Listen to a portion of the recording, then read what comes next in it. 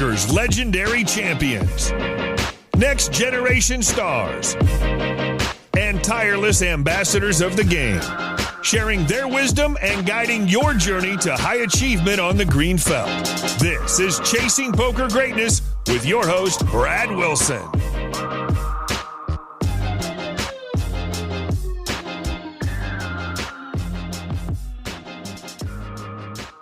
Aloha and hello, my friend. Welcome to the Chasing Poker Greatness podcast.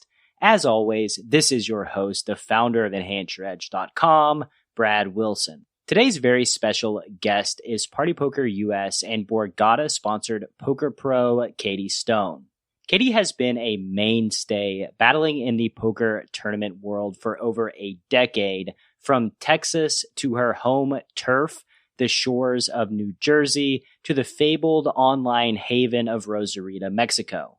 In our conversation today, we're going to dive into Katie's journey from growing up immersed in competition, whether it be chess or any and all kinds of sports, to becoming a successful entrepreneur in her early 20s, to eventually finding poker when, surprise, surprise, she didn't exactly love the thought of working for someone else.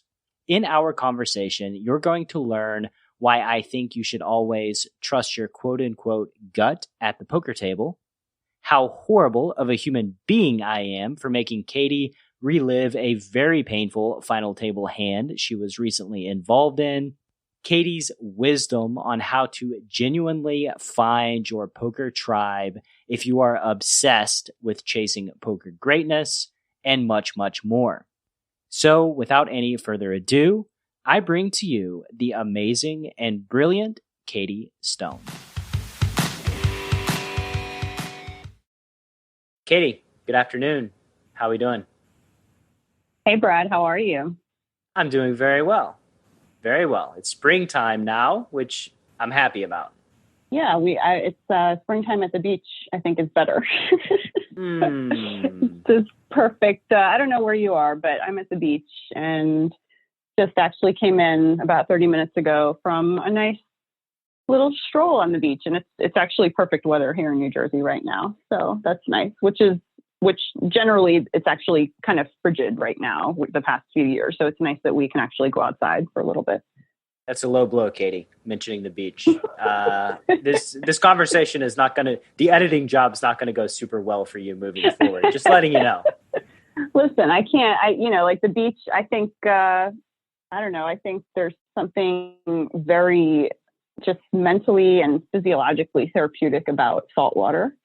Like, I truly believe this. I think that, like, when you're not feeling good and when you're just mentally not feeling good, or even when you're physically not feeling good, I think it's like a good thing to just go and like sit on the beach and just breathe the air. Hopefully it's not, you're not like in a very polluted or contaminated area. You have fresh beach air, but I don't know. I think something about that just like really does something for people. Do you have any theories as to why? Well, obviously, like, didn't we all come from water at some point, right? Like, or no? Did we? I mean, this is my theory water as well. Water is the source of life, I think. Not the salt water so much, though. Yeah. So, but like, there's fish and different species that can survive in both too, right? And they can go in one and not the other, or whatever. I mean, it's not difficult to think that, that shift took place at some point too, but whatever. It's like, I just think that, like our bodies are made up mostly of water too, right? So it just can't be, it's like salt and water. It's just very natural and cleansing, maybe, just to have something a little bit more pure in your body than, people live in very densely populated areas with lots of pollutants and cars and trucks and buses. And sometimes access to fresh air is like, a thing, so it's nice that's one big reason why I really do enjoy living near the water. It's just for that reason. Absolutely. There's no better place to me than visiting the beach or even like a beach town and smelling the air, walking along the beach. I just love it and I'm drawn to it. And I think you're absolutely right that biologically, like we came from the ocean, and so we're kind of drawn to it. But tell me something about it. That's pretty cool that you agree with me on that. That's like first, like right away. Yeah, I was gonna, whatever you said, I was gonna interject and give my theory that I don't know if it has any basis. It's just my theory, and then you said exactly it. So easy to agree. Cool. Yeah, that's pretty cool. Tell me something about yourself that most people don't know.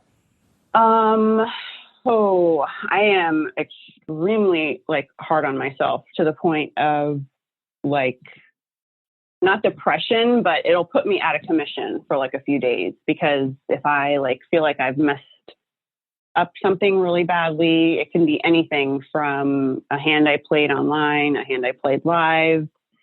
It can be something in my personal life. And it doesn't even have to be like that big of a deal. I take things like really, really, really very seriously and take things to heart. And I kind of like really can get myself down on it. And then it kind of takes me a few days to come out of that. And it's so much energy to kind of go through that cycle.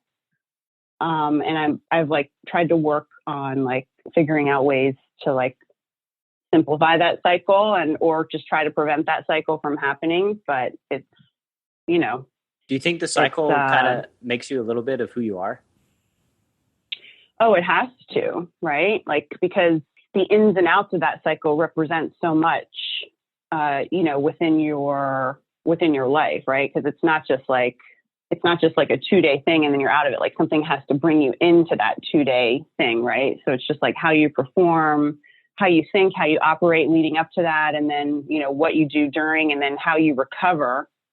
And, the recovery can take time. And that's just like something that is difficult these days. Time. It's really hard to find time to do everything that you need to do, just these days in general for everybody, not just for me, not just for you, but for everybody. It just like so much of what we do these days is just so fast paced, and there's just really no downtime. And so, when you look at all of these different areas where you can improve in your career, where you can improve in your life, where you can, it's like trying to take out these little emotional scabs almost, just like instead of like, they shouldn't even be there in the first place, just like get rid of that whole cycle. How do you do that? Well, you try to pick apart, the parts that you can, somewhat, minimize, and then also try to figure out what the root issue is. And so it's just, like I really am working on that currently right now, which is why I'm talking so much about it. But it's just something that like causes like me like a lot of issues, So. For sure. I think it's a trait of high achievers in general to be very hard on themselves. Like in a poker sense, I can say that I definitely had this issue for many years, and currently all I try to do is just do my best in the moment, make each decision to the best of my ability, and just move on, win, lose, or draw. I think it's hard to get to the point of just letting go when you do something kind of ridiculous and it doesn't work out. But I've also found too that in moments where I'm like in an online session and I do something and I'm like, why did I do that? And then I go back and look at it with more clarity after a day or two. A lot of times it's not actually the worst. It's like, I can see the thought process. I can see what I was thinking, and it's just a little results oriented thinking in the moment because something didn't work out. But, yeah. Do you have any examples like in a poker sense of you being too hard on yourself? Oh God, yes. Yeah, for sure. One hand in particular is from just a few months ago in November. I final tabled so Borgata has like a bunch of these series that they run throughout the year. And they're like, like a week to 2 weeks or whatever. And they generally start with like a big opener. So it's like a 2-day or 3-day starting flight. And it's usually like a whatever, $500K or $1 million guarantee. It's like a $400 or $600 buy-in. I forget which one this was. This might've been a 400. But it was like day 3. So it was the final table. And, I ended up finishing, I think, 9th. I want to say, I think so, 9th. But we came back 10-handed, I think. But yeah, I ended up busting with kings in a situation where I guess I opened under the gun one and both blinds defended. And who are the blinds? flop is, how many bigs do we got? We need more details here. So yeah, I mean, it's a little bit hazy at this point. It was all very like logical. So it wasn't, nobody was like super deep. I was like, I want to say 37 big blinds effective. I want to say small blind covers everybody. Big blind is either very equal to me or I slightly cover. Who are these guys? Are the pros? So one of them, yes, I didn't know at the time because I am an online player. I don't play that much live poker. I plan to be playing more live poker in the future, maybe not this year, depending on what happens with travel and everything and tournaments. But I had planned on playing more live poker this year. So the guy in the small blind, I didn't know like who he was or whatever, but he was just some guy. Like apparently he's like a local, like more of a Parks guy. Parks is in PA. It's kind of like a local, like very well-known guy who just like plays solid, whatever. And then the big blind, I actually did know who the big blind is. I play with him online, but he like plays like PLO and stuff online. So he doesn't like grind online tournaments or anything like that. But I know him. I've played with him a lot. What do they know about you? Like, have you been super active UTG? Any information? No, I mean it's like the start of day 3. So, and I think we started with 10 people and we lost one. So it's just kind of early, in the day. So it's like within an hour of the day. So like nobody's playing like very much, and Gotcha. We have already stopped. We've already stopped to discuss a chop already by then. So oh wow. Yeah. I was thinking that maybe you had played with him at like another table on day 2 or something like that. So there's no, yeah, I hadn't actually. Yeah, it would have been great. And then I felt kind of dumb afterwards, just because like if I would have like done a little bit more research into my opponent, I would have known that, just had a little bit more information. But that kind of, I don't know, that kind of just goes like so many different ways. Like obviously it's always going to be better to have more information on our opponents than they have about us. Right. But like, I don't know. It's just sometimes it's almost like final table situations, like in these live tournaments, like they just play a little bit differently. And then it's just almost like it really just kind of matters. Like you just really have to pay attention to the dynamic at the table and the pay jumps, et cetera. Like who's really needing to cash, like what kinds of players, this is like the biggest, cash of their career. What kinds of players, this is, just another day at the office. And it's like that stuff is just really, really important when it comes to these like live $400 final tables where 80K is for first, For sure. So as far as like, what did they know about me? I mean, I had a patch on. They probably know. I like the one, they know that I'm a sponsored pro with Party Poker US.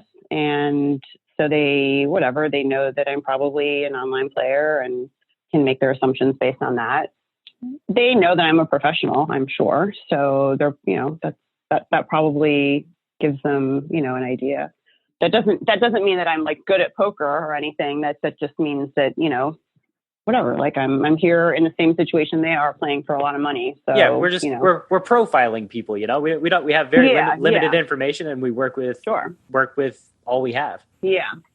So the action was like just kind of like whatever, like just kind of actually really nauseating. It was small blind. The flop is like it's like Jack 8-4 rainbow. Small blind checks. Big blind actually leads like 300K. I remember this amount. I forget what the blinds were and everything, but big blind led like 350K or something like that. And I was next to act. I was the opener. I made it $1 million. How much was like in the pot versus how much do we have back? Do you have any just an estimate? Yeah. Okay. I had about like 2.5 million back at that point, or close to 3 million back at that point. And small blind covered me just barely by like, maybe 4.2 or 4.3 million. Okay.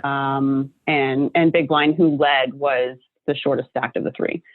And small blind just piles and big blind folds. And so I'm just, I'm in a very, very horribly agonizing decision, because like Jack 8-4, like the first thing that like comes to your mind is what? Like, wow, this guy is just putting all of his money in the pot right now, like from the small blind. His small blind slotting range is, what? And this could have like helped me if I would have known, if I had known that this player was, more of an experienced player, I could have maybe removed fours from his slotting range from the small blind, but I added fours to his small blind slotting range, understanding that, the better, more experienced player would not be calling fours out of the small blind probably there.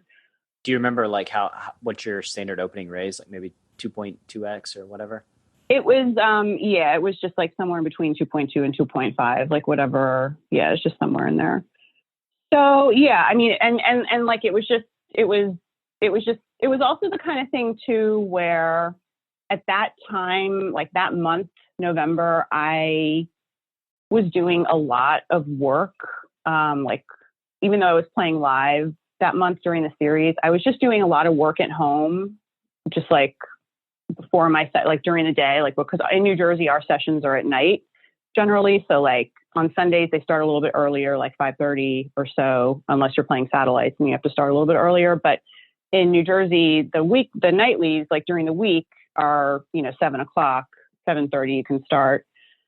So like, I just remember like during that month, I had just been doing like a ton of work, like during the day and stuff. And so I was just like, had I not been doing that much work, I probably would have just folded a little bit easier, but I ended up not folding and just calling off and just like realizing I'll just be shown a set of eights here like a lot of the time. But if he plays ace jack like this ever, like I just cannot fold. And like, it just was kind of like one of those things where I just kind of leveled myself into just calling it off, where, when I look back at the situation today, I'm like, now that it's just like a few months after, and I'm looking at the situation, and I'm now that I've also done other work now since then, and I understand it a little bit better, and I just kind of get on myself even still about this hand, because it's like, if I would have just taken like another minute just to think about it and just get, I mean, I did think for a long time.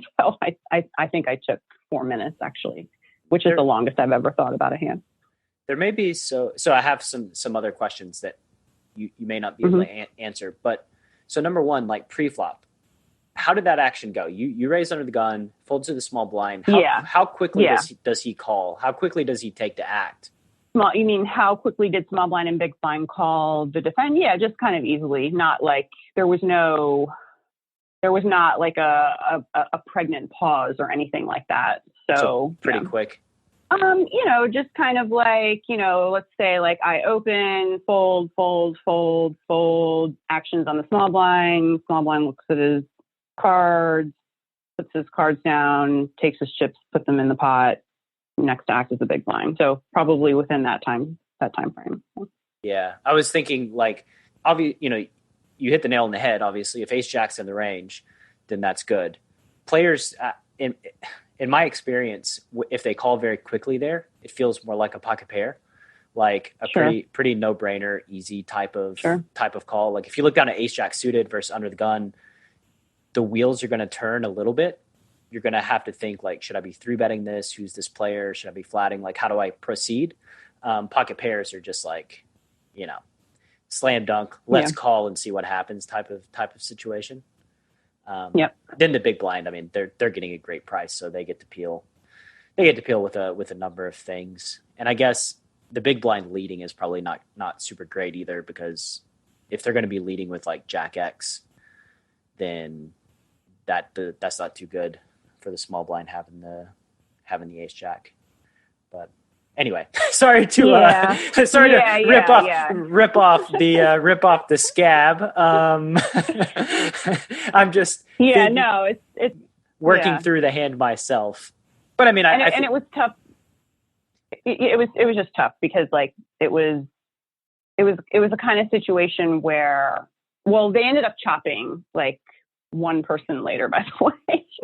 So it's like, that was annoying too, I mean, just whatever, not annoying, but like they did talk about chopping prior to me busting, and I think it was something like, and like, I'm not opposed to chopping at all. Like I have no issue with it, but I did say that like, I wanted the ability to play for first, and everybody agreed with that.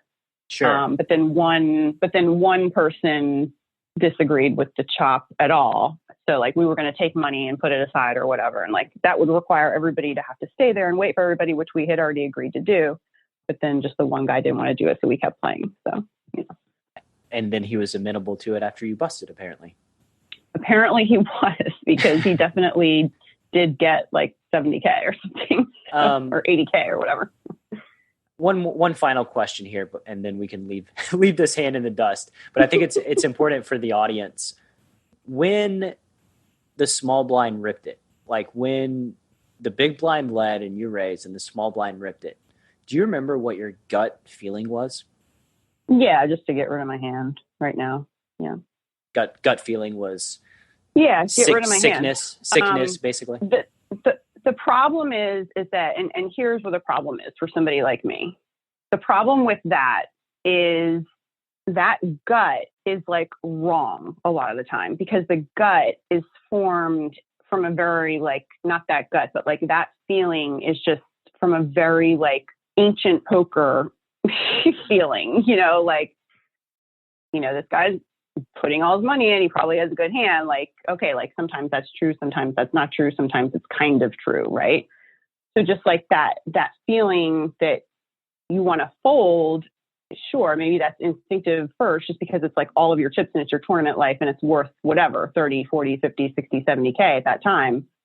But then for somebody like me, it's just a constant struggle, because like, I'm over 10 years into my career, and, I've had to learn more in the past 12 months than I have in that entire career total, cumulative.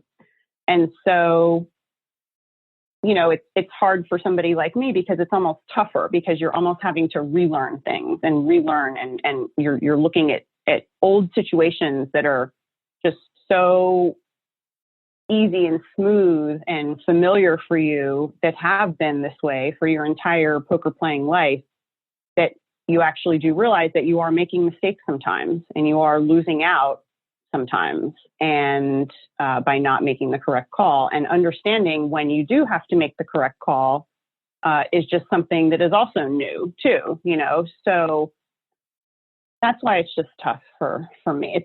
It's a lot. It would be easier for somebody who had just like started playing poker a year ago or something. I'm gonna disagree a little bit in that I don't think you're giving yourself enough credit, first of all. But secondly, there's a great book called Blink by Malcolm Gladwell, and it's about making a snap reaction, right? And like one of the stories that they tell, or that he tells in the book, is about this. I believe it's a famous sculpture, right? Somebody finds super rare sculpture by an artist, and a museum pays like $30 million for it. And they bring in experts to look at it, right? Like everything's passed all their tests, all their inspections for forgeries and stuff like that. They bring in an expert, and they show the expert, and she looks at it, and her first reaction was, "I'm sorry you paid $30 million for this." Mm-hmm. And she couldn't quantify why she felt that way. It was just a feeling of dread, a feeling of sickness, based on all of her combined knowledge and experience that she had learned in the field. Something just didn't feel right. Even though everything looked right, it just didn't feel right. And basically, the book goes into, we're processing so much information all the time, subconsciously, that when you're a professional poker player, when you're anything, and your first instinct is a sickness in your stomach, to me, that is extremely powerful. If you've been in the game for many years, and your instinct, and you've been through these experiences over and over and over and over again, so you do have experience, and you're a high level player, you're just going to feel sick in some spots, and you can't really quantify why. And I found that every time I go against my instinct, it never ends great for me. Well, yeah. It just, it just, I'll be like, fold, Brad, fold. And then my logic brain is like, oh, but if you don't call here, you're never calling. Oh, but Brad, he could have this, or this. Oh, but this would be a great spot to bluff if he could fold out your whole range. And then I'm like, oh yeah, you're right. Yeah. Conscious Brad inner voice. And then I call, and then they show me the nuts, and I'm like, it makes me so. Those are the moments that I get irate with myself when, like, subconsciously I know something and then I go against it and then I get crushed. I'm like, oh, it crushes me. So anyway, and it's something that I think is honed over time for the people in the audience listening. There's risk aversion and there's other feelings of sickness that come with poker. But like when you're skilled, you've put in hundreds of thousands of hands, you've played all these tournaments, like, in my opinion, just always go with your gut. And then if it doesn't work out, then you get to analyze maybe why you thought what you thought, and then try to fix that. But anyway, okay, I've gone. We've just I lied about the hand. I think we're 30 minutes into this. No, it's a good topic though, because it's kind of also that topic of, like, poker theory versus like feel or whatever, like it's just like a merge kind of everything together. Yeah. So. And in my opinion, I think it's like, it's all related. Of course it is. Yeah. There was a hand, which I could go off the rails again. I spoke with Ari Engel a few days ago, and we talked about, like, the quote unquote feel players, and how feel is just our intuition telling us something one way or the other. It's based on theory. It's based on experience. It's based on all of the things, but it's just a feeling that we get in the moment.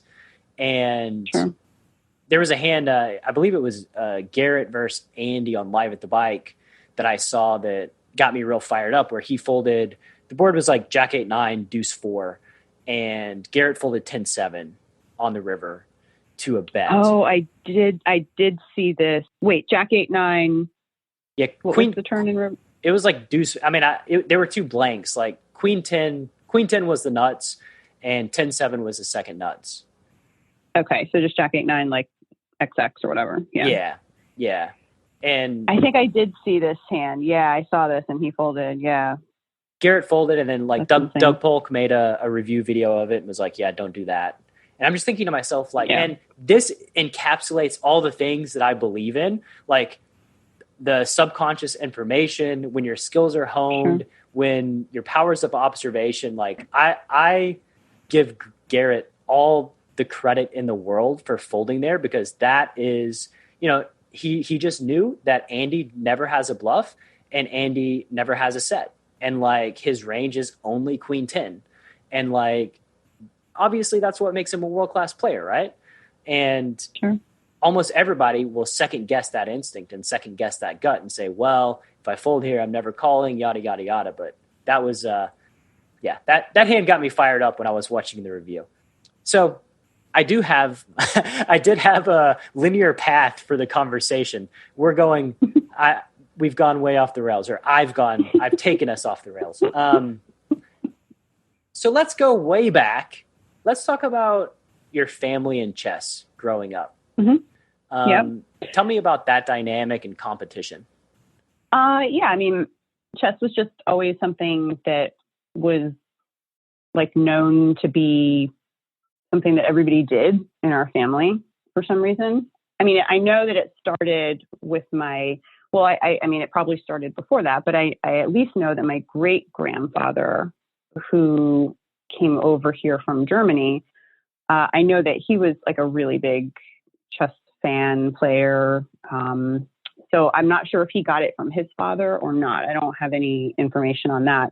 But then my great grandfather did pass that love on to my grandfather. And so my grandfather was really kind of the driving force of the, chess activity and ambition within his own children. And then I was the only grandchild at the point when he died. So he would send me to chess tournaments, and he had a teacher for me, and he would send me books and buy chess equipment for me, boards and chess clocks and pieces and stuff. And he he was kind of like old fashioned, he had like old fashioned typewriter.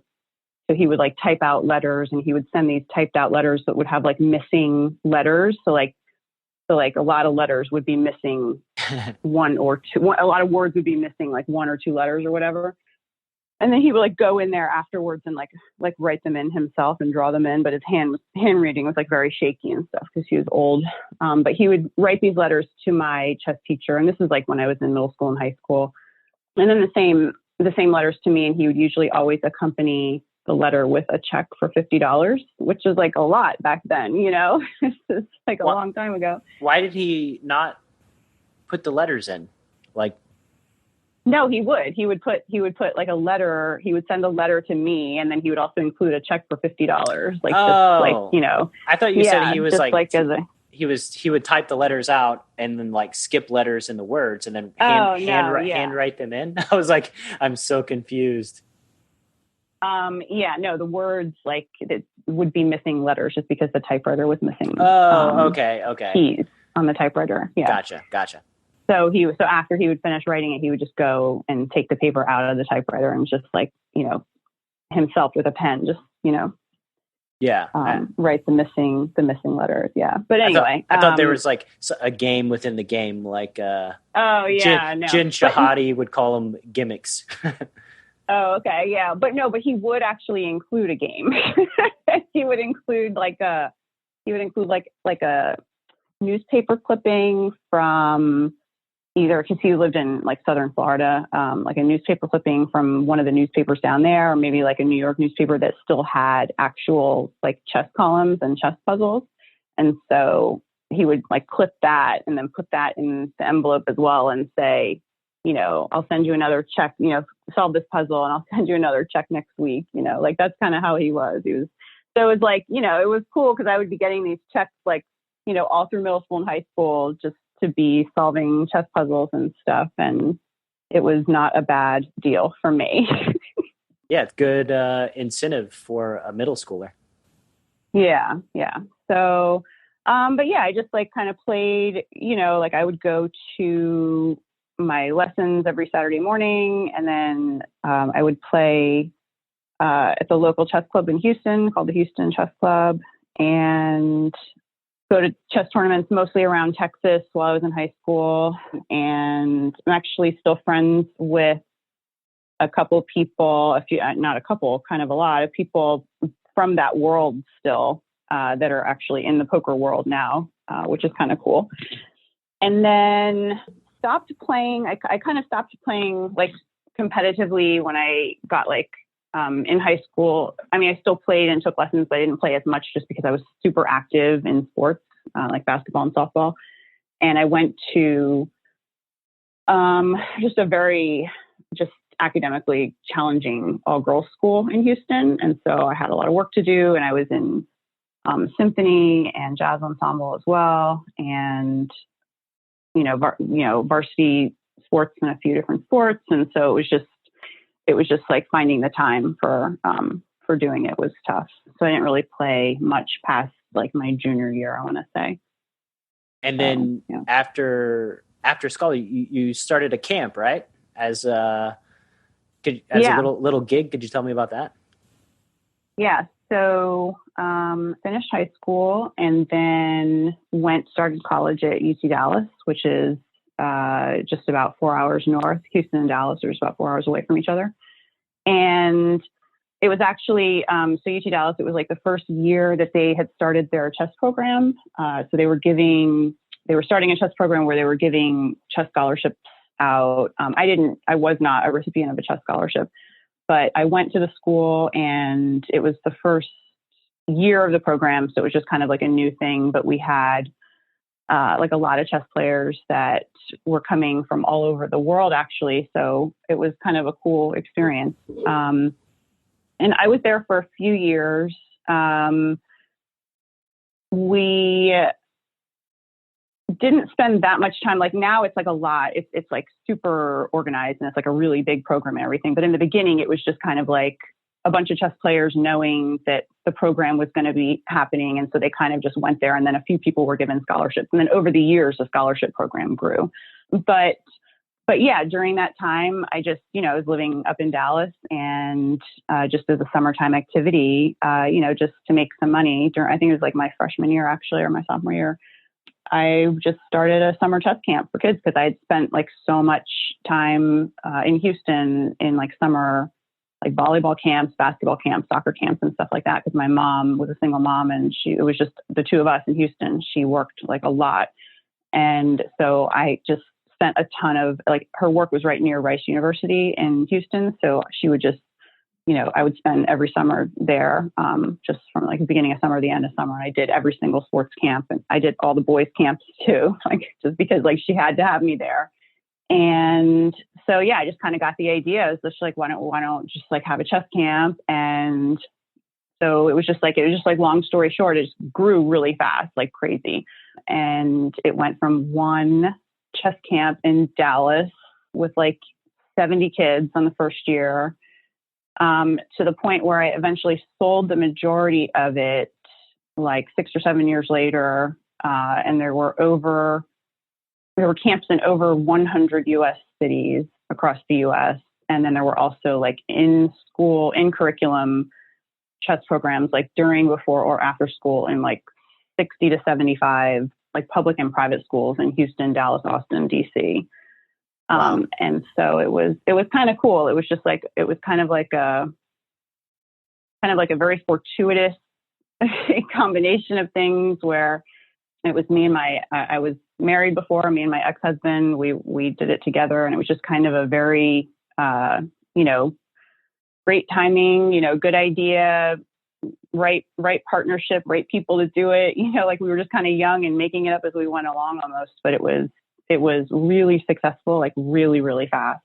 And, a huge learning experience for us, just going through that, and then going through the sale of it too was like, like a 1.5 year long process. And that was, it was just kind of like a whole college education right there. It was just a very dense process. So how did you feel when you sold it? It's US Chess, correct?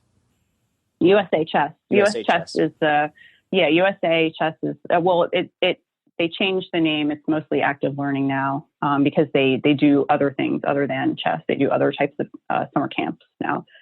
US Chess is actually the national governing body for chess in the United States.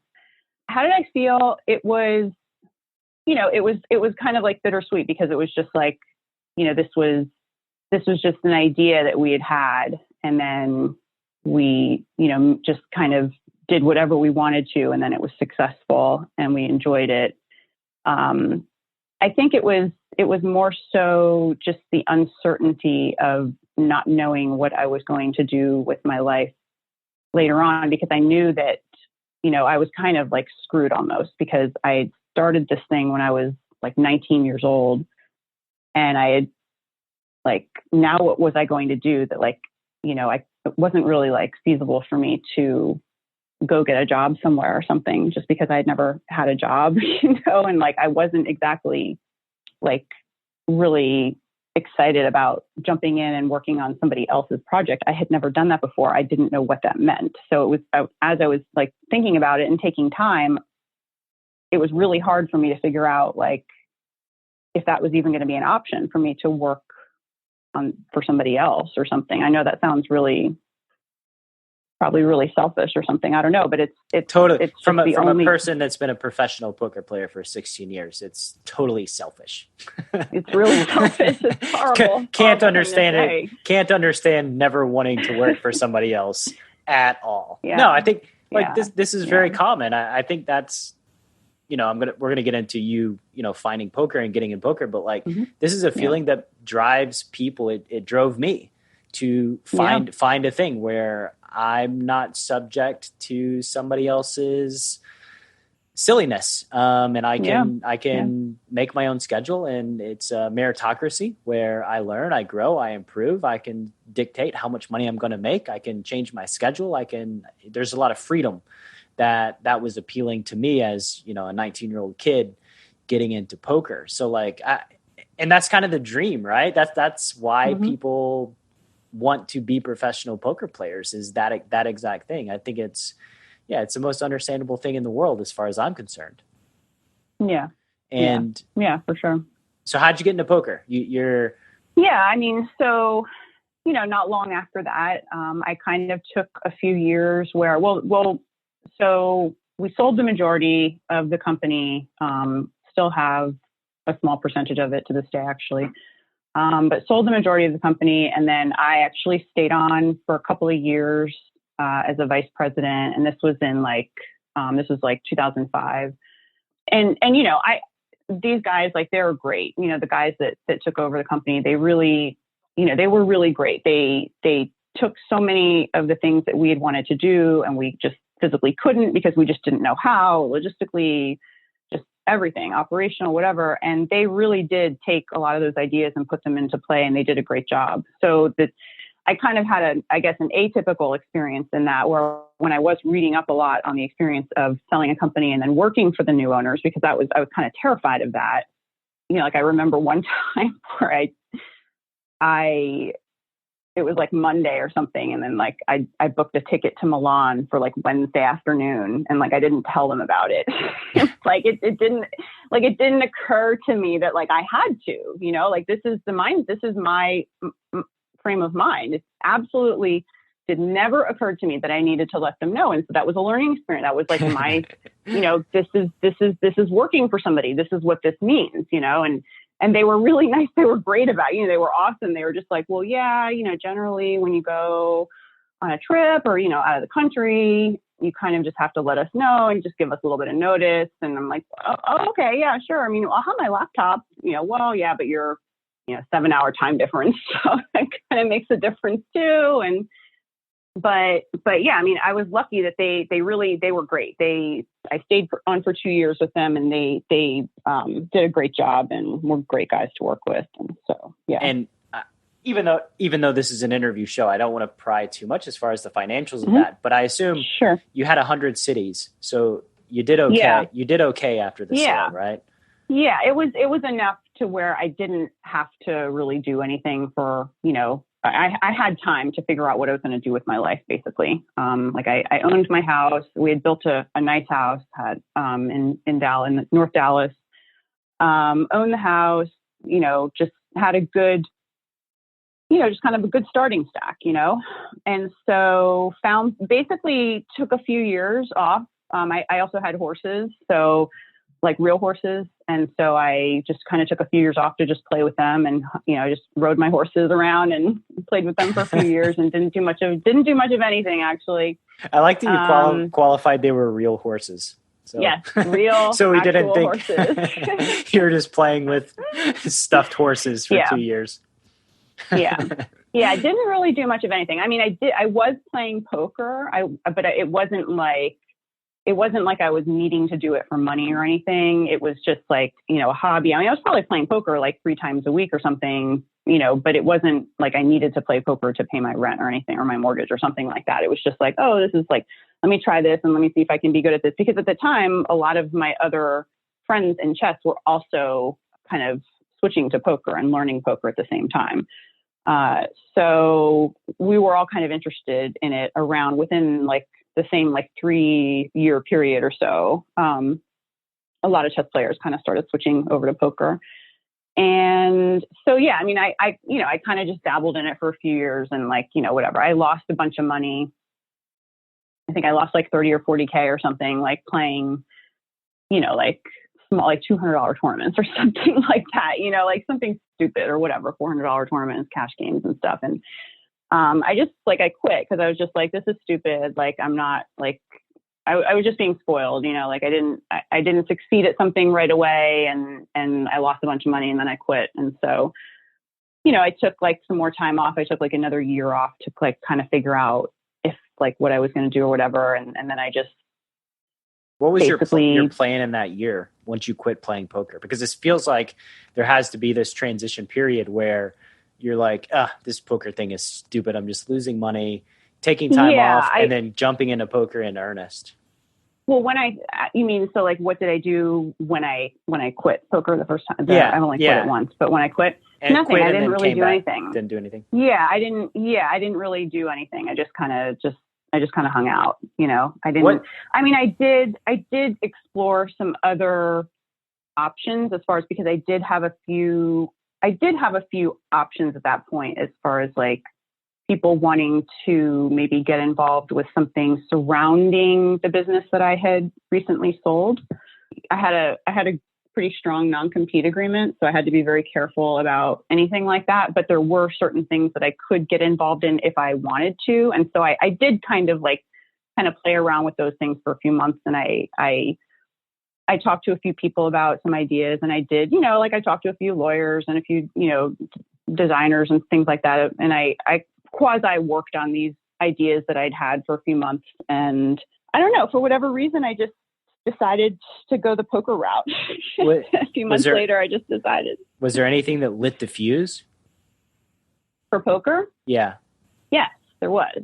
So it was getting towards the end of 2008. And I was still living in Dallas. My grandmother was sick and needing to move from a 3-story condo on the beach in New Jersey into a one, flat apartment because she was, her knees were really bad. So I basically decided that I would move back east and help move her and help with her care while also starting to play poker again. But this time I was doing it in New Jersey and not doing it, out west. And so, that was kind of like I had the opportunity to do it. I was able to just pick up and, move to New Jersey for, a long time. And I, left my house in Dallas. I had people, I had, a bunch of dogs and cats and stuff. So I had somebody stay at the house and take care of my animals. And I moved to New Jersey, and that was the end of '08. And then that was what did it. I didn't stop after that. So what was your first taste of success in poker? It was literally the weekend I got there at the Taj. That'll do it. In Atlantic City. That'll do and it. I won. It was so funny because my grandmother, who, she was the one that I was helping.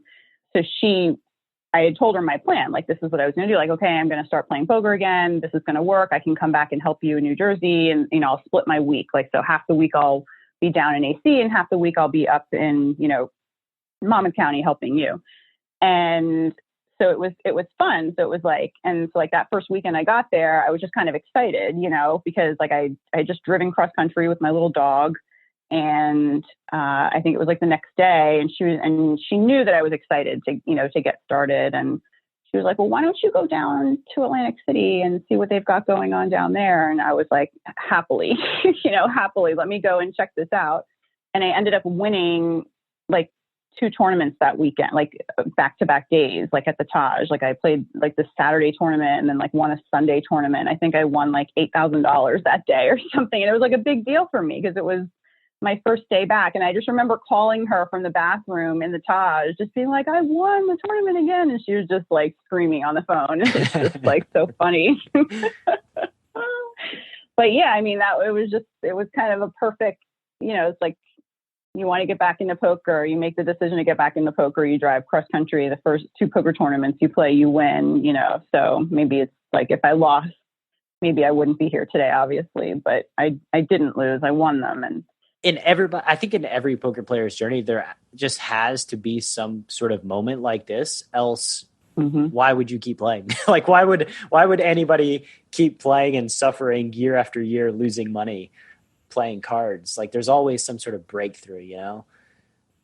And you have to think too, and also just what else is going on in people's lives too. It's so many times it's probably just a perfect storm. For me, it was because I was in this massive transitional period of my life, where it's moving cross country and moving into a new area, or not a new area, moving back home to where my family, but moving into a new area career wise, because I was starting, I decided to do poker full time for good this time. And I was determined, I wasn't going to fail because that failure the first time did not feel good at all. It was, I hate to say it was my first feeling of real failure, losing that 30 or 40K or whatever in that, first, year that I was playing poker was a big, big failure for me.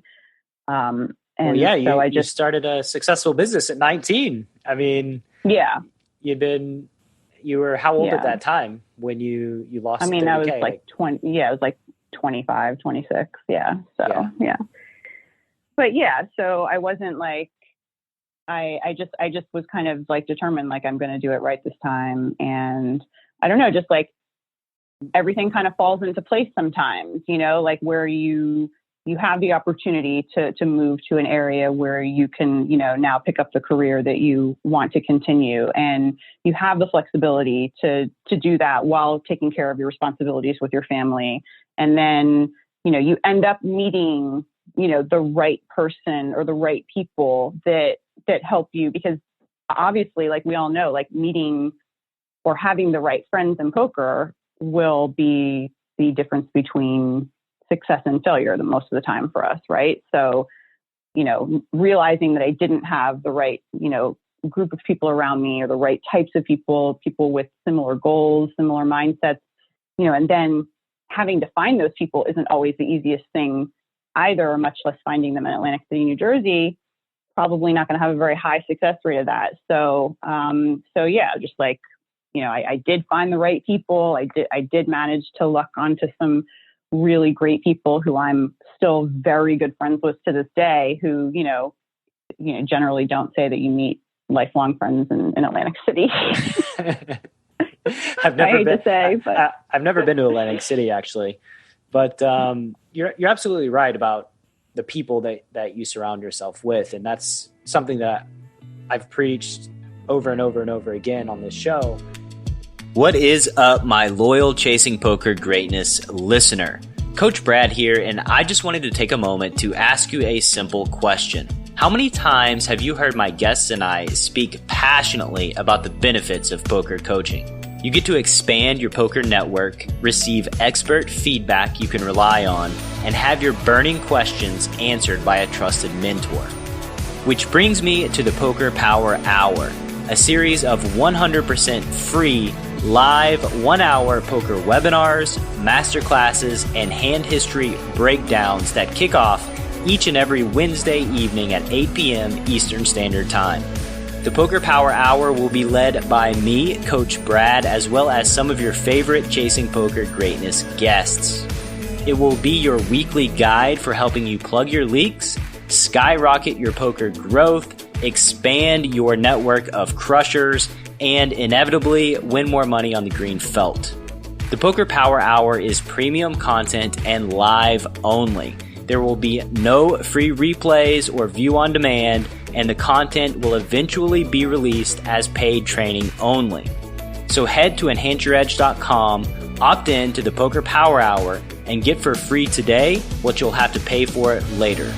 Once again, to catch the Poker Power Hour every single week, head to enhanceyouredge.com and join the email newsletter. Now, back to the show.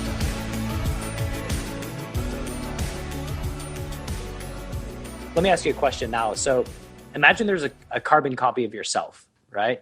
Mm-hmm. Who's, 20, 22, 23 years old that wants to get into poker. What is a clear path that you would tell them to be able to surround themselves with like-minded people that share the same vision, share the grit and determination? How would you advise them on going about that? So you're saying that they want to make poker, like they really love poker, and they already know that they want to make poker their career, and they're in their mid-20s, is what you're saying? Correct. So like, how do they go about finding like the right tribe, kind of, is what you're saying? Exactly. Man, it's tough. It's really, really, really, really tough. It's not, there's no blueprint for it, right? Like it's something that will change.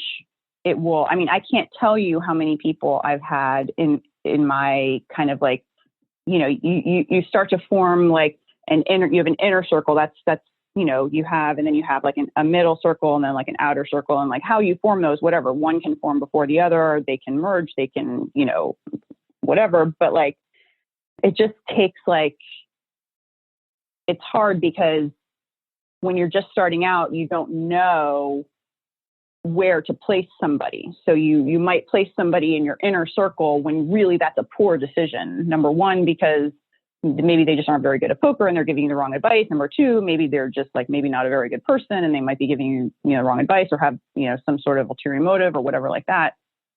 And the problem, the reason that arises is because you need to find these tribes within the poker world, where a lot of the times the people you're meeting in the poker world are not people that you've known your entire life. So you have to meet them quickly and then assess quickly. And you don't have that much to go off of other than what's in the poker room, right? So you don't really know these people in real life.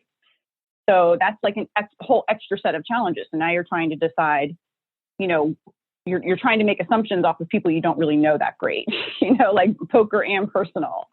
And that's a very, very big challenge. Especially when you factor in arrogance and people overestimating their ability and their aptitude in a game like poker. People can seem like they've got it together. They can seem like they're the smartest person in the room when the reality is they're just fooling themselves and everybody else. And if you make that person one of the people in your inner circle, it's going to cause a lot of damage. I think it's... Yeah, for sure. I was very fortunate too. And I've thought about this a ton, for the audience that's listening. This is a pain point in people's poker journey. How do I find these people? How do I find the crushers who have my best interest in mind and just go out and get them in my inner circle and then just hit it hard, right? And it's not there's no simple solution as that I have found. And the only thing that came to my mind when just now is that, there's an expression that your vibe attracts your tribe.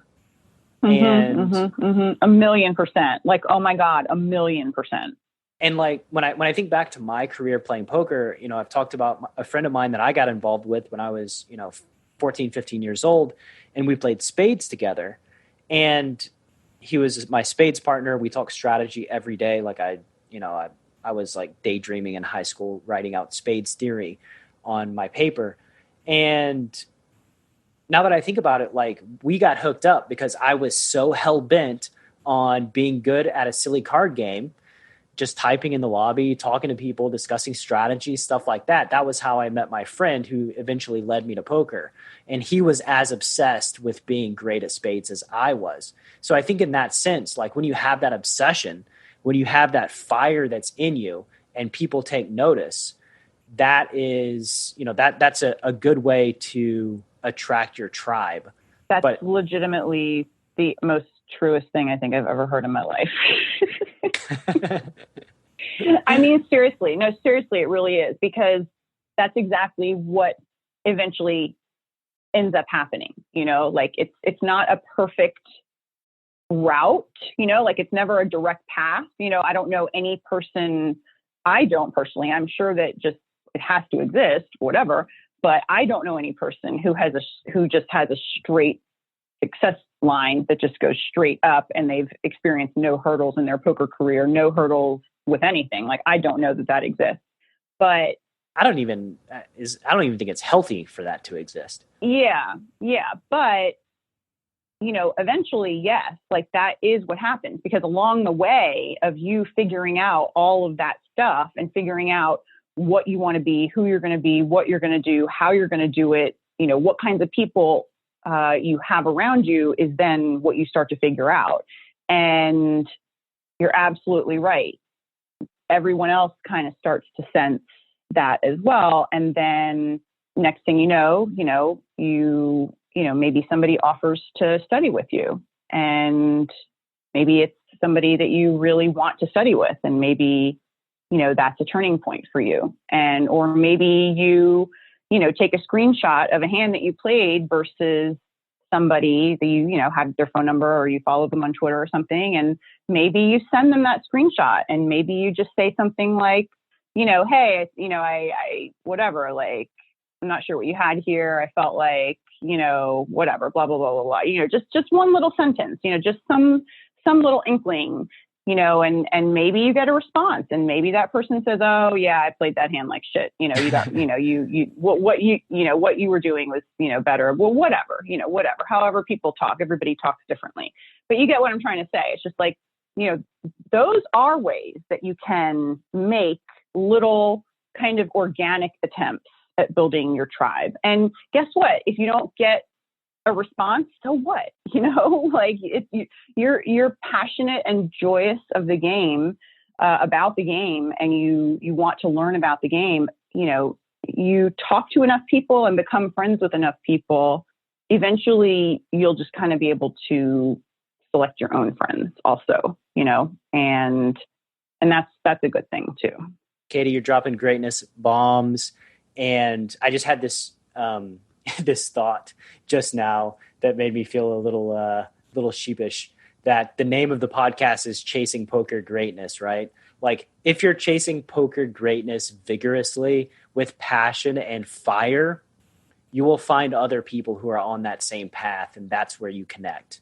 That's where the poker network comes from, because humans are incentive driven creatures, right? We want people in our tribe that are going to push us, that are going to offer value, allow us to improve. We're going to be able to have conversations where everybody benefits, and you grow on a regular basis. And I think that's really at the heart of hooking up with a good tribe, is just providing value, just getting after it, chasing poker greatness, and doing the best that you can, asking questions, being curious, being insatiable, being tenacious, and not feeling bad, not getting knocked down and crying about bad beats and how horrible variances and how bad things are going. That's not going to attract a good tribe.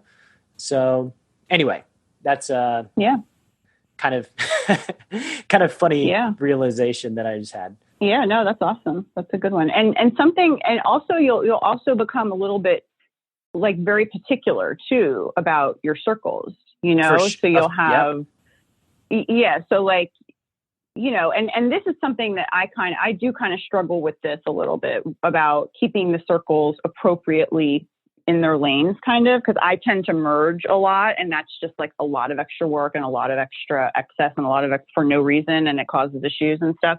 But like, I'm getting better at that. But like, also like, you'll start to really want to refine those circles and the information to where, even you'll pick up on particular, I don't know, patterns that somebody has, like the way somebody responds when you send a question or you have a question, however you're communicating, Discord, Skype, text, email, whatever, however you're communicating with these people. And, however, how somebody responds to a question or how somebody responds to something that you're saying, I think is really telling. And I think that like something that's really important that I've learned is to always look for openness.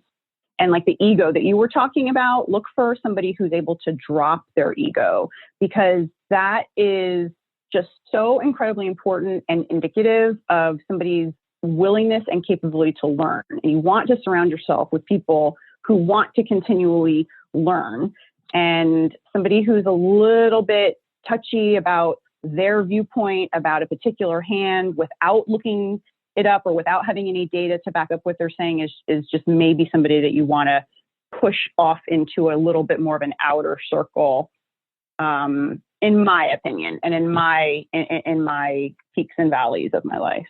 100%. And in poker, I think there are 3 little words that are a tell.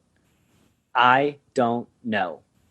Listen for I don't know when you ask a question, because when I ran a Skype group, we had full of coaching students. There's tons of interaction. We had a couple of rules. One of the rules was no negativity. No just moaning and complaining and crying about bad beats or running bad or whatever it was. Like I tried to nip that in the bud right away. But a second thing was like, people would ask me questions and I would say, I don't know, because in poker, you have different levels, different degrees of certainty. And to assume you have all the answers, to assume that you know all the things, there's no growth there. And also it's disingenuous to say like, oh yeah, this is what's right. Like, no, sometimes you don't know. And it's in not knowing that you investigate further and that you learn and grow. So like, be very aware of if people are saying, I don't know, let me think about that. Let me run some sims. Let me just think about this more in depth and get back to you. Those are the type of people that like I want in my corner, because they're constantly learning. They're constantly asking questions. They're constantly trying to grow and be the best that they can be.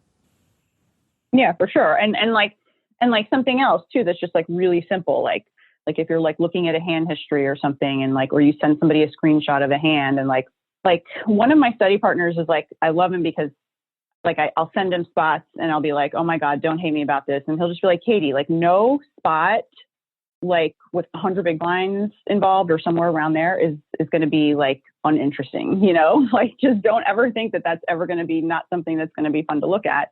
But like when you're looking at these hands and stuff, like, or if you're like doing it in person or whatever, like actually think about the hands. Like the people that are just automatically looking at a spot, or once you tell them a hand history, just like automatically just like spitting out the first answer that comes to mind without really thinking about it, you know, is also kind of telling for me. I need time to think when somebody's coming to me with a hand, or if I'm going to somebody with a hand, like that requires time and thought and analysis. And it's not just an easy answer like, oh yeah, you should have folded, or oh yeah, you should have 3-bet. You know, it's like, no, that's that's not always what we're looking for. Like we really need to look at this hand and understand what we can learn from it and extract from it, and know how we're not going to make the same mistake in the future, and like take a few minutes to think about the damn hand, you know. And that's something I personally really appreciate in a study partner. And it's proven to be really successful, you know.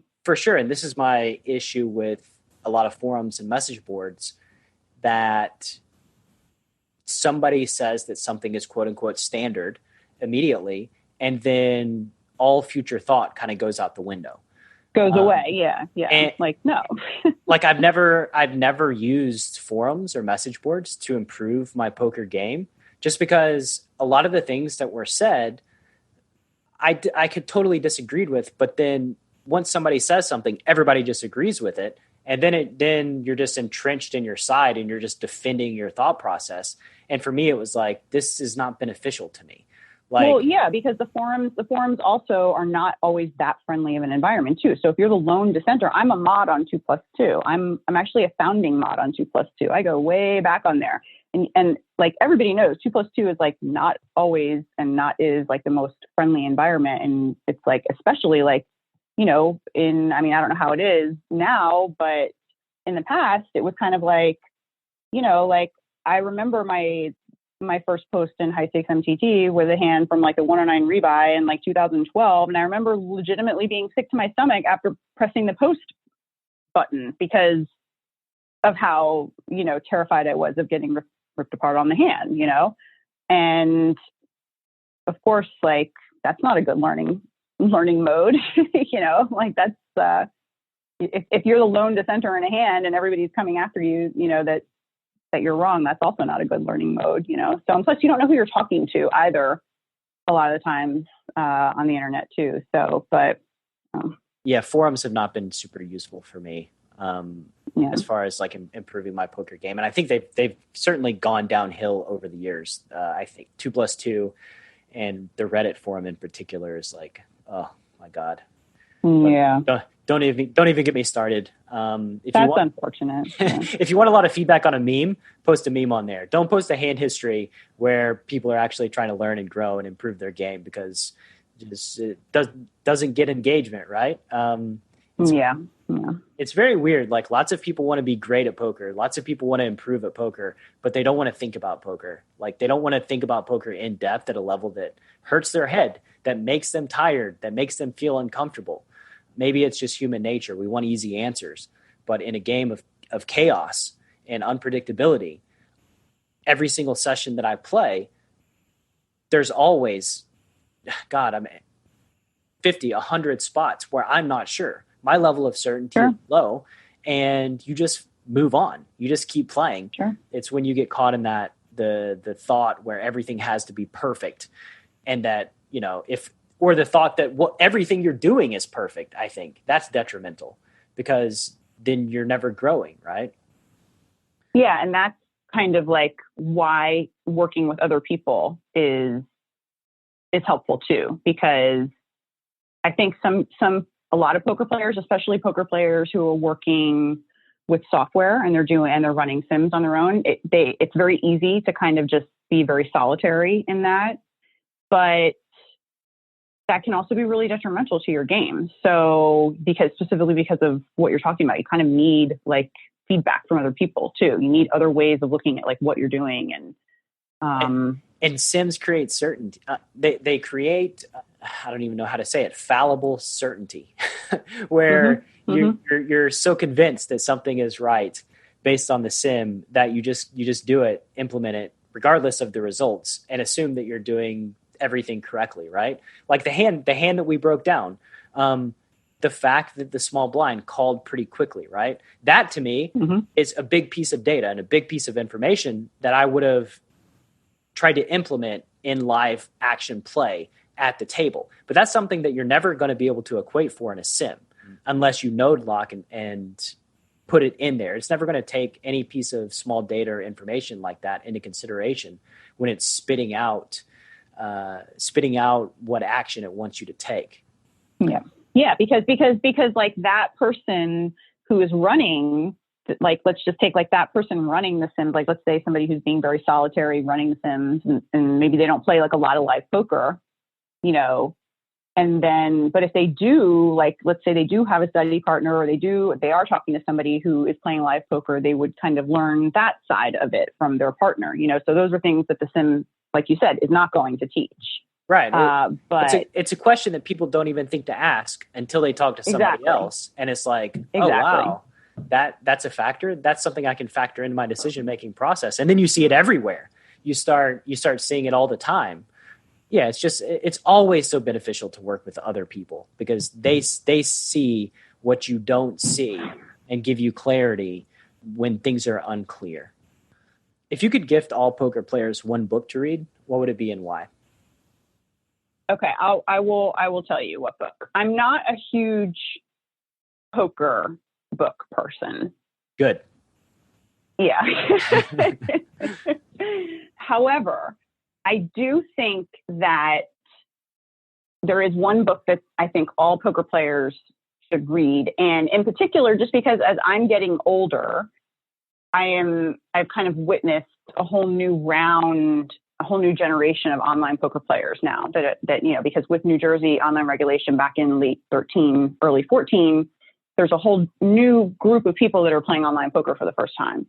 And a lot of these guys are kind of young and they don't know about poker history. And, when I have to explain to them, when the screen name Gboro, pops up at their table, and they don't know who that is, or, that's kind of like, it's kind of funny. It's kind of sad, whatever.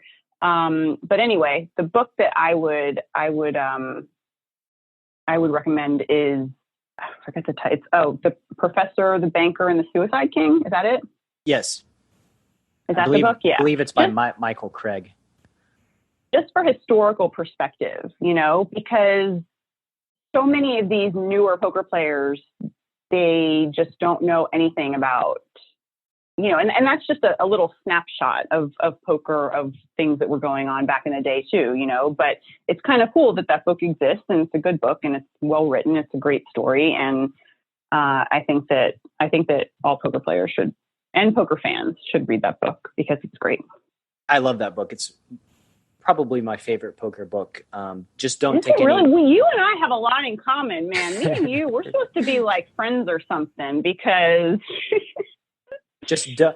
I agree, but just nobody listening to this, don't take Ted Forrest's bankroll management style. I think that's one takeaway from the book. Like the story, the Andy Beal game, all of that, just an incredible story. I love that book. Probably need to reread it. It's really in about 10 years. Fascinating. I need to reread it too. That's a good like airplane reread when you don't have small children trying to throw things at the people in front of you and you can use your hands. That's a really good airplane read for sure. Yeah, I need to reread it. If you could erect a billboard every poker player has to drive past on their way to the casino, what would it say? Just be nice. There's so much in that. Man, there's just so much about being nice that affects like everything about the game and about the environment. And there's also so much that can carry over too, so like, East Coast is known for not being that friendly. I mean, I'm not the first person to say that. I'm not making it up. I'm not talking trash. I'm from New Jersey. This is where I'm born and bred. I live here. It's a tough place sometimes. People have short tempers. People are very forceful and passionate about what they want and they believe. Sometimes that can carry over into the poker room. Sometimes that can make playing environments not as nice, a little bit less hospitable than you'd like, maybe even more so for women. And there's just, so much about being nice at the poker table. There's so much it can do, not just for the game, but like when you're practicing being nice to people, it's probably going to overflow into other areas of your life. And how the hell is that bad? You know what I mean? Like I've seen so much dealer abuse, and I've seen more dealer abuse than player to player abuse in my entire career. And it is heartbreaking and it's sickening. And it's not something that I am always capable of standing up for, because most of the time I am also the only other woman at the table, and I'm literally setting myself up as a target if I open my mouth. So it's an infuriating situation to either not be able to say something, to feel like you can't say something, either because for whatever situation, whatever reason, but it's something that I myself work really, really hard on here in New Jersey at Borgata. I'm a sponsored pro with Borgata. It's something that I've worked hard on with the poker room at Borgata. The tournament director staff allows me to talk to the dealers. I talk to the players a lot. Just kind of like having everybody have eyes open and just willing to stand up and say something if you see something happening that isn't okay, and knowing that the floor has your back, the dealers have your back. When everybody's, on the same page, people are way more likely to actually speak out against, somebody being rude to the dealer or throwing cards at the dealer. And I actually spoke about this last summer at the TDA summit that was hosted by the WPT and Matt Savage at ARIA, about ways that casinos can, help implement these kinds of things to help poker rooms be a little bit more welcoming and inviting and help to sustain, new players, et cetera. So yeah, just be nice would be I'm so sorry. That was a really long answer. No, it's well said and a very important thing. And I'm ashamed that I haven't stood up more so in my career for the sake of dealers. And I'm also ashamed at the reasoning being that the people who typically are berating the dealers are the whales and the bad player at the table. Sure. But you're not alone. I mean, that's just how it's been. That's just the standard in the game, somebody needs, it takes a community of people taking the first steps. And if I could go back, I would do a better job. But for sure, the dealer is, they're shuffling cards randomly and dispensing them to the players. And like, they have no control over who gets a bad beat or whatever. And I think that like logically everybody knows that, but regardless, it's not okay to it's not okay for a whale, a bad player, to crush the dealer, to throw cards at them, to verbally abuse them in any sense. Like, they're not going to leave. The whale's going to continue playing cards. They're not going to stand up and be like, oh, well, you're angry at me, I'm going to leave. Like, they're going to sit down. They're going to keep playing. So stand up for that kind of abuse to dealers, to women. Typically, those are the two major targets. Yeah, I mean, and like it's not like, it's not like I'm saying, oh, you got to take all the emotion out of the game and just, everybody has to be robots. Like, no, like, I understand, like, sometimes when you lose a hand, sometimes people get mad. Sometimes they kind of, when they fold their cards, they kind of slam their cards down or kind of toss them, forcefully towards the muck. I'm not saying there's anything wrong with that at all. That is completely not what we're talking about. Yeah, we're talking about some like targeted abuse toward the dealer either verbally or physically or like intentionally multiple times over throwing your cards at the dealer intentionally. Like that's what we're talking about. For sure. And there are, of course, dealers who have dealt to me in the past that have done something or said something that I felt was out of line, and I've been combative with them.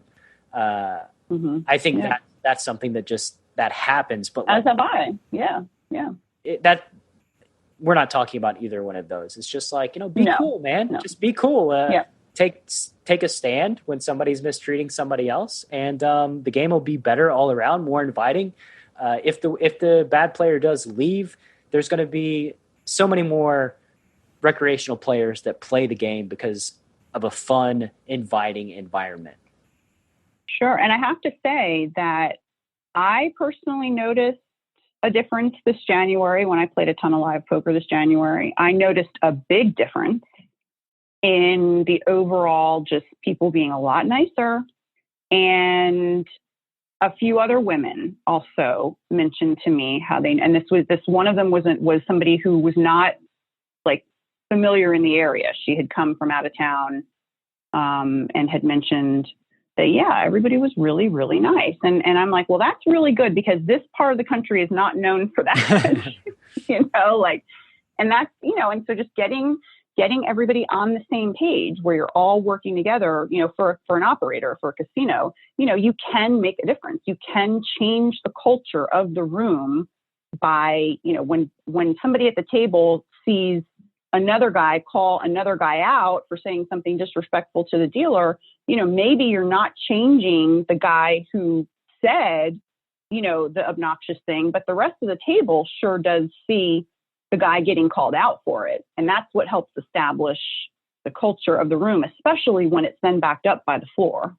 And maybe it plants a seed when heads, sure. when tempers cool off and the player goes back home, maybe they think about it a little bit more. Maybe they don't want to be seen as that guy. That guy. And isn't it worth it? Isn't that worth it? Like, isn't it worth it for the chance for that to happen? Because most of the time it is all guys at the table. So, is the one guy really going to disagree with all the guys? Like, no, he's probably going to agree with them. Like, oh, maybe I was being an asshole, For sure. So, yeah. All right. Couple more questions. What's a project you're working on that's near and dear to your heart?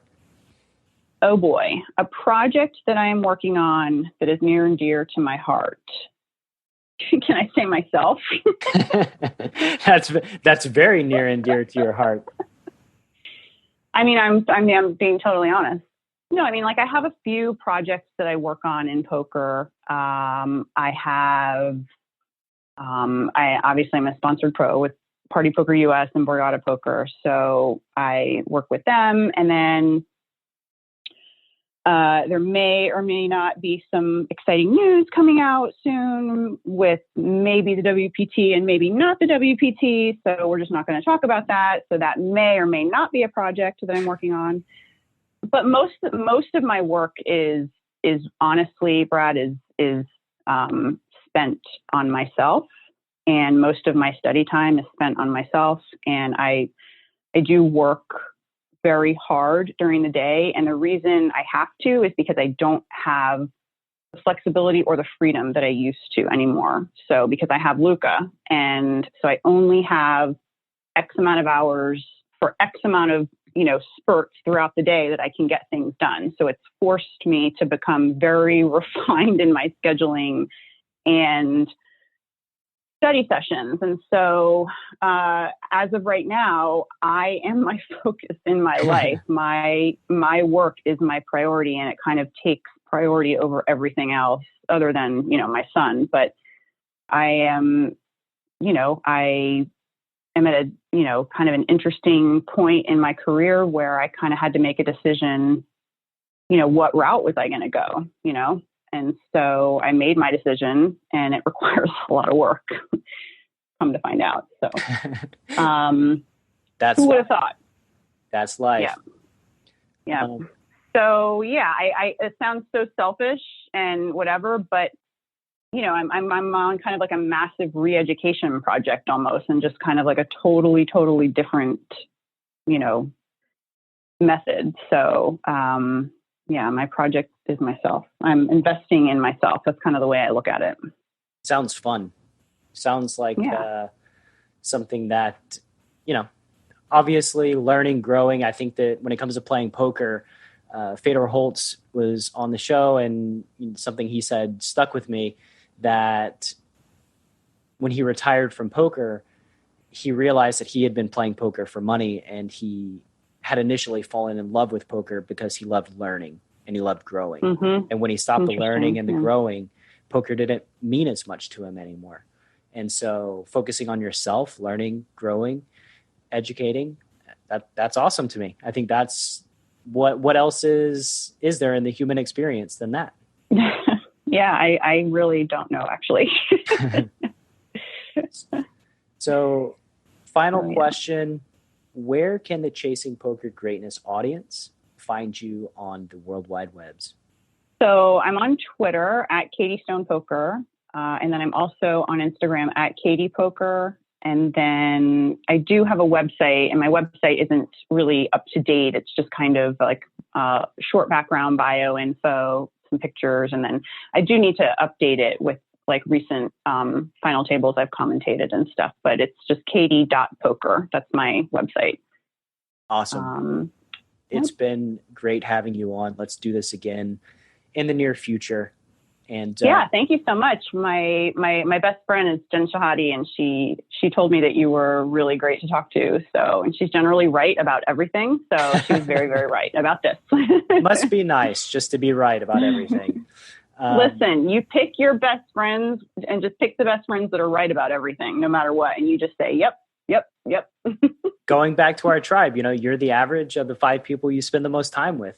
So hard to go wrong when your best friend is always right about everything. Yeah, that's true. Very true. Good luck, Katie, on your project. That is certainly not with the WPT. And let's talk again soon. Thank you so much, Brad, for sure. Thank you so much for listening to this episode of Chasing Poker Greatness.